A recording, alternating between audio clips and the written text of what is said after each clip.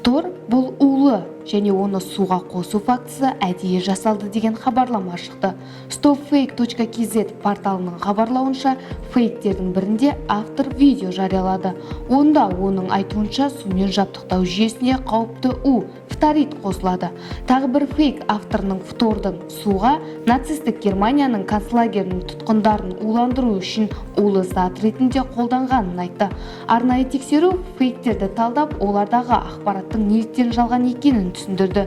Сондай-ақ қазнетте жасалған фторид бұл улану емес, басқа заттармен бірге пайда болған фтор тұзының жалпы атауы. Әрбір қосылыстың өзіндік қасиеттері мен өзіндік ерекшеліктері бар.